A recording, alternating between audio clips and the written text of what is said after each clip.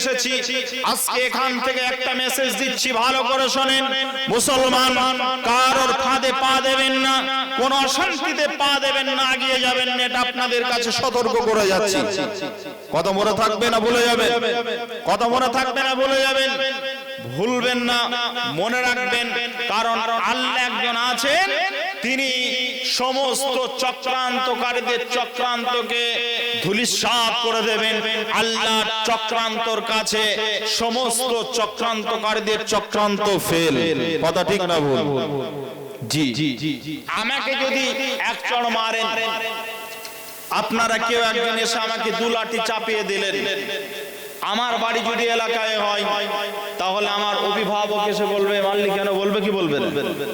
আমি যদি কোনো একটা এই বাচ্চাটাকে যদি দু চড় মেরে দিই, অন্যায় ভাবে স্টেজে এসেছে, দু চড় মেরে দিলাম, দু চড় লাগিয়ে দিলাম, অভিভাবক আমার দিকে বলবে কিনা যে কেন মারলে আমার ছেলেকে, কোনো তো অন্যায় করিনি, বলবে কি বলবে না? বলবে কি বলবে না? বলবে। ঠিক একইভাবে আমি আপনি দুনিয়াতে ঠিক আমাদের মতো করে আমরা চলছি, আমরা কারো অন্যায় পা দিই না, কারো অন্যায় আচরণ করি না, কারোর সঙ্গে খারাপ ব্যবহার করি না। কাজেই যদি কোনো মানুষ আমাদেরকে অন্যায় ভাবে মারে, আমার সন্তানকে মারে, গাছে বেঁধিয়ে পিটে শেষ করে দিচ্ছে, কাউকে গুলি বিদ্ধ করে মেরে দিচ্ছে, এমন যদি হয়ে যায়, তারপরেও আল্লাহ আমাদের অভিভাবক, তিনি আরশে মুআল্লায় বসে আছেন, তিনি নিশ্চয়ই যারা মারছেন তাদেরকে কিন্তু ছাড়বেন না। কথা ঠিক না ভুল? কথা ঠিক না ভুল? যদি ছেড়ে দিতেন তাহলে আজকে আমেরিকাকে আল্লাহ ছেড়ে দিতেন, এই আযাবে তারা পতিত হতো না। আল্লাহ নিজে বলছেন, আল্লাহু ওয়ালিয়ুল্লাযিনা আমানু, আল্লাহু ওয়ালিয়ুল্লাযিনা আমানু ইখরিজুহুম মিনাজ-যুলুমাতি ইলান-নূর। আল্লাহ বলছেন, আমি রব তোমাদেরকে হুঁশিয়ারি দিয়ে দিচ্ছি, কথা ঘোষণা করে দিচ্ছি, আমাকে তোমরা অভিভাবক বলে মেনে নাও, আমি তোমাদের অভিভাবক। আমাকে যদি অভিভাবক বলে মেনে নাও, তাহলে আমি আল্লাহ তোমাদের কাছে এই বার্তা পৌঁছে দিচ্ছি, আমি আল্লাহ অভিভাবক যেমন তার সন্তানকে মারলে পারে, বাপ যেমন, পিতা যেমন তার সন্তানকে অন্যায় যদি তার সন্তানের উপর অন্যায় করে, এটা যদি যেমন সহ্য করতে পারি না, আমি রব আমার এই গোলামদের উপরে কোন মানুষ যদি অত্যাচার করে, আমি রব শান্ত থাকতে পারি না। এক পর্যায়ে তাদের উপরে লক্ষ্য রাখি, কখন তারা ফিরে আসবে। যখন ফিরে আসলো না, তখন আমি তাদের উপরে আযাব দিয়ে তাদেরকে নিঃস্ব করে দিই। তার জ্বলন্ত উদাহরণ হলো আজকে বর্তমানে আমেরিকা। কথা ঠিক না ভুল? জি ভাই, এবার চলেন আল্লাহ তাআলা দ্বিতীয় পয়েন্ট নিয়ে আলোচনা করি। দ্বিতীয় পয়েন্ট কি?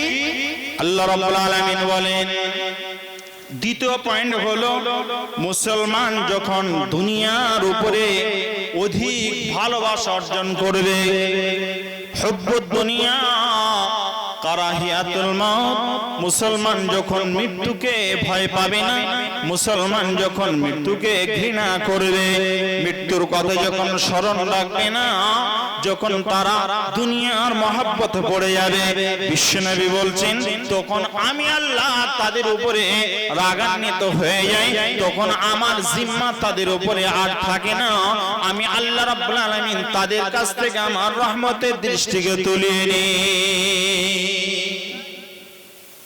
জি ভাই, কেমন চলেন। আল্লাহ রাব্বুল আলামিন বলছেন, বিসমিল্লাহির রহমানির রহিম, আর-রিজালু কাওয়ামুন। আল্লাহ রাব্বুল আলামিন বলছেন, কুল ইন কানা আবাউকুম ওয়া আবনাউকুম ওয়া ইখওয়ানুকুম ওয়া আজওয়াজুকুম ওয়া আশীরাতুকুম ওয়া আমওয়ালুন ইখতারাফতুমুহা ওয়া তিজারাতান তাখশাউনা কাসাদাহা ওয়া মাসাকিন তারদাউনাহা আহাব্বা ইলাইকুম মিনাল্লাহি ওয়া রাসূলিহি ওয়া জিহাদিন ফি সাবিলিহি ফাতারাব্বাসু হাত্তা ইয়াতিয়াল্লাহু বিআমরিহি ওয়াল্লাহু আলা কুল্লি শাইইন শাহীদ ওয়াল্লাহু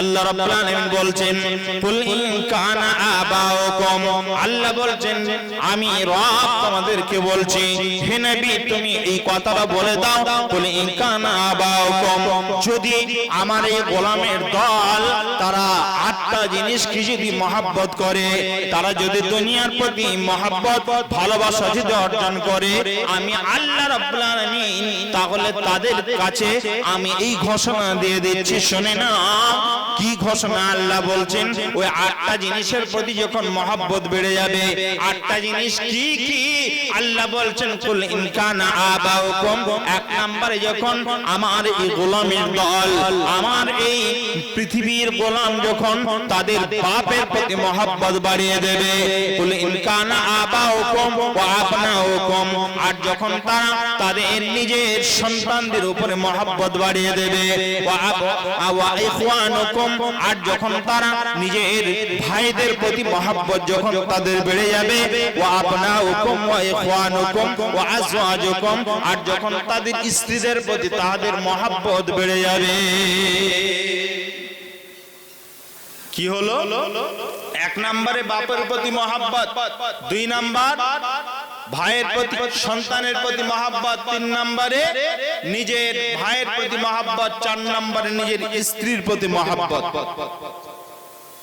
পাঁচ নম্বরে আল্লাহ তাআলা বলছেন ওয়াশিরাতুকুম, আত্মীয় স্বজনদের প্রতি মহব্বত যখন বেড়ে যাবে তখন আল্লাহ রাব্বুল আলামিন বলছেন এরপরে ৬ নাম্বার যেটা ওয়া মাসাকিন তারজাউনাহা আহাব্বা ইলাইকুম, আল্লাহ রাব্বুল আলামিন বলছেন ওয়া আশিরাতুকুম ওয়া আমওয়ালুন ইখতারাফতুমুহা, তাদের ধন সম্পদ মালের প্রতি যখন মহব্বত বেড়ে যাবে, ওয়া আশিরাতুকুম ওয়া আমওয়ালুন ইখতারাফতুমুহা ওয়া তিজারাতুন তাখশাউনা কাসাদাহা, আর যখন তাদের ব্যবসা বাণিজ্য চাকরি বাকরির প্রতি মহব্বত যখন বেড়ে যাবে, আমার আল্লাহ বলেন ওয়া তিজারাতুন তাখশাউনা কাসাদাহা ওয়া মাসাকিন তারজাউনাহা, আর তারা যে বিল্ডিং বানিয়েছে, ঘর বাড়ি বানিয়েছে, এর প্রতি মহব্বত যখন বেড়ে যাবে, এই আটটা জিনিসের উপরে যখন মানুষের মহব্বত বেড়ে যাবে, দুনিয়া যখন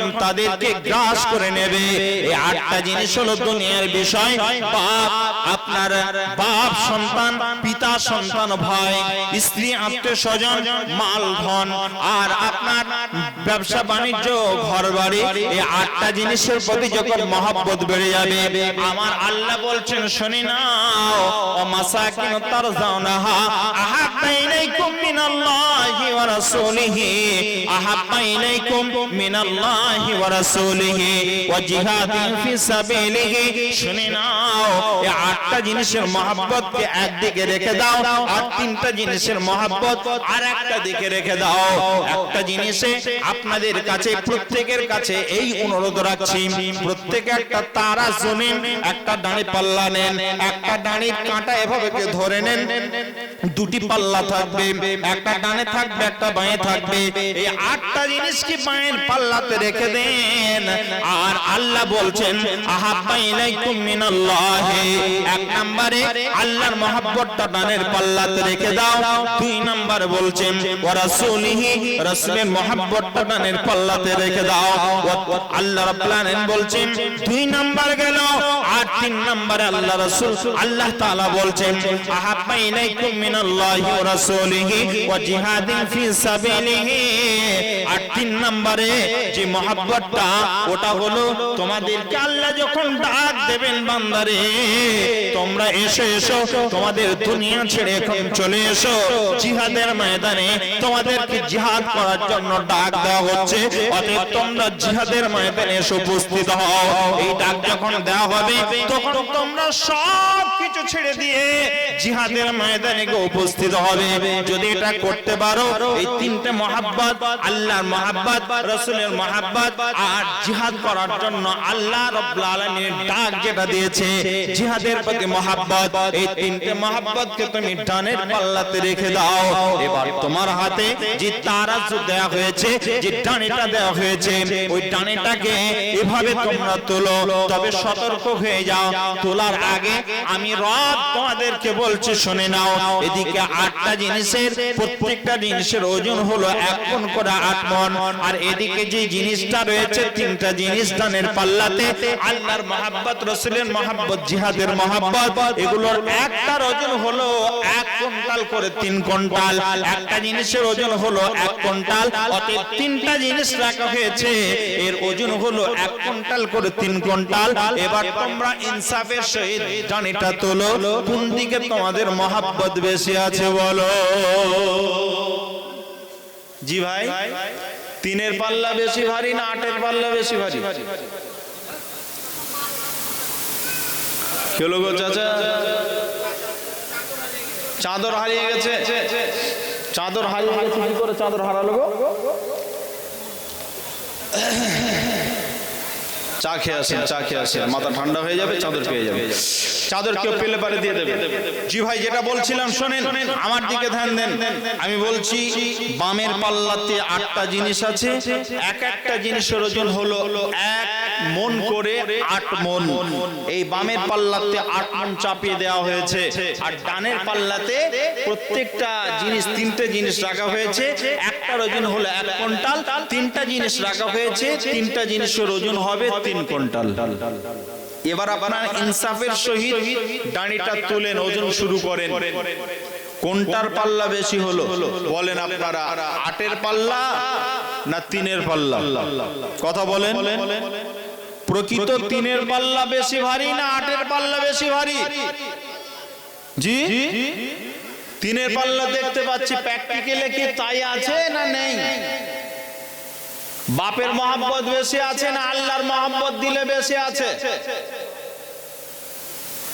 সন্তানের মহব্বত বেশি আছে, স্ত্রীর মহব্বত বেশি আছে না আল্লাহর মহব্বত বেশি আছে, রাসূলের মহব্বত বেশি আছে? ইনসাফের সহিত বলেন। নেই, থাকা উচিত ছিল এটা, কিন্তু বর্তমানে এটা নেই। জি, বর্তমানে এটা নেই।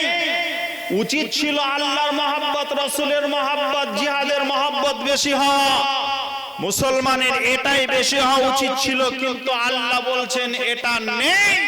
যদি থাকতো তাহলে আমার আযাব তোমাদের উপরে পতিত হতো না। আজকে আল্লাহর এই 3টা জিনিসের মহব্বত আমাদের দিলে নেই। প্রকৃত এই 3টা জিনিসের মহব্বত সাহাবায়ে আজমাইনদের ছিল, আজকে আমাদের নেই। যার জন্য আজকে আমাদের উপরে অকাট্য অত্যাচার, আমাদের উপরে নিপীড়ন, আমাদের উপরে যত অন্যায় অবিচার সব চলছে কি চলছে না আপনারা বলেন? সাহাবায়ে কেরামদের দিলে 3 জনের মহব্বত বেশি ছিল, আল্লাহর মহব্বত, রাসূলের মহব্বত, জিহাদের মহব্বত। এই 3টা জিনিসের মহব্বত বেশি ছিল, 8টাকে তারা প্রাধান্য দিত না।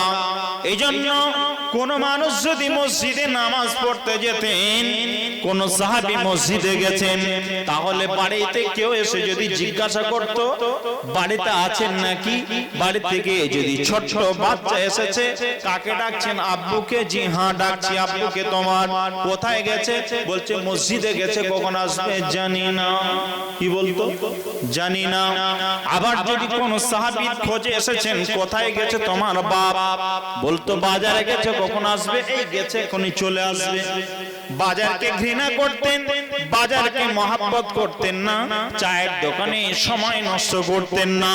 ও যুবক ভাই, তোমার পা দুটো জড়িয়ে ধরে বলছি, তোমার পা আমার মাথার উপরে, আমি তোমাকে বলছি, মহব্বত করে বলছি ভাই, তোমার হাত আমার হাত তোমার পায়ে রেখে বলছি, আল্লাহর কসম করে বলছি, আজকে যদি তোমার মহব্বত, আল্লাহর মহব্বতটা তোমার দিলে প্রকৃত থাকতো, তাহলে যখন মসজিদে মুয়াজ্জিন আযান দিত, হাইয়া আলাস সালাহ,